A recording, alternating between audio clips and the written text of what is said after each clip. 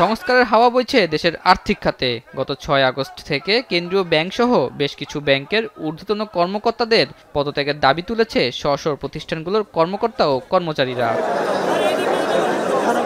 এরই ধারাবাহিকতায় রোববারও একই চিত্র দেখা যায় মতিঝিল ব্যাংক পাড়ায়।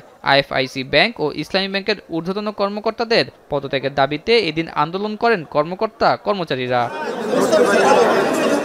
তবে এদিন হামলার ঘটনা ঘটেছে ইসলামী ব্যাংক বাংলাদেশ লিমিটেডের আন্দোলনে। সকালে দিলকুশায় ব্যাংকটির প্রধান কার্যালয়ে আন্দোলনকারীদের উপর হঠাৎ গুলি চালায় দুর্বৃত্তরা। এতে ৫ জন গুলিবিদ্ধ হয়ে আহত হন। পরে হামলাকারীরা পালিয়ে যান এবং ঘটনাস্থলে আসে সেনাবাহিনী। এক পর্যায়ে আমরা দেখি যে তারা প্রায় ২০০ জন সন্ত্রাসী অস্ত্রশস্ত্র সহ আমাদের ব্যাংকারদের উপর হামলা করে এবং এখানে আমাদের ৫ জন ব্যাংকার তারা আহত হয়েছে এবং তারা মুমূর্ষু অবস্থায় আছে। তাদেরকে আমরা এখন হসপিটালে পাঠিয়েছি, গুলিবিদ্ধ তারা। এছাড়া রোববার পল্টন এলাকায় আইএফআইসি কার্যালয়ে এবং জাতীয় প্রেস ক্লাবে সোশ্যাল ইসলামী ব্যাংকের নানা অনিয়ম ও ঊর্ধ্বতন কর্মকর্তাদের পদত্যাগ দাবিতে আন্দোলন করেছেন ব্যাংক দুটির কর্মকর্তা কর্মচারীদের একটি পক্ষ। ব্যাংক খাতের মতো পরিবর্তনের ধারা চলছে দেশের পুঁজিবাজারে। ইতিমধ্যে এ খাতের নিয়ন্ত্রক সংস্থা বাংলাদেশ সিকিউরিটিজ অ্যান্ড এক্সচেঞ্জ কমিশনের চেয়ারম্যান পদত্যাগ করেছেন। এছাড়া অন্যান্য কমিশনারদের পদত্যাগের দাবি জানিয়েছে সংস্থাটির কর্মকর্তা কর্মচারীদের সংগঠন অফিসার্স ওয়েলফেয়ার অ্যাসোসিয়েশন।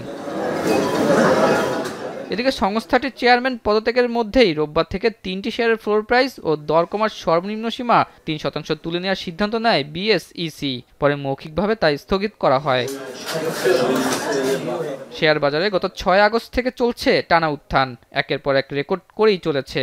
এর মধ্যে বৃহস্পতিবার একদিনে সর্বোচ্চ ৩০০ পয়েন্টের বেশি বাড়তে দেখা গেছে ঢাকা স্টক এক্সচেঞ্জের প্রধান সূচকের।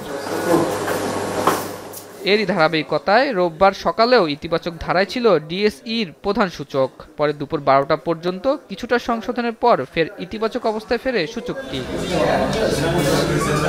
এদিন ডিএসইর প্রধান সূচক ৯১ পয়েন্ট বেড়ে সবশেষ পৌঁছে ৬,০১৬ পয়েন্টে, আর লেনদেন ছাড়াই ২,০০০ কোটি টাকা। আস্থা ফিরে আসায় বিনিয়োগ বাড়ছে বলে জানান বিশ্লেষকরা। তাই সঠিক সংস্কারের মাধ্যমে তা ধরে রাখার দাবি তাদের। যেহেতু এসএসসির চেয়ারম্যান পদত্যাগ করছেন, ওই জায়গাগুলোতে এমন কমিশনাররা পদত্যাগ করতেছেন, তো এই জায়গাগুলোতে খুব দ্রুত রিক্রুটমেন্ট প্রসেসটা করতে হবে। ডিএসসি এবং সিএসসি এই দুই জায়গা তো অনেক সমস্যা আছে, এই জায়গাগুলো ওভারকাম করতে হবে। এই জায়গাগুলো তো ওভারকাম করে খুব দ্রুত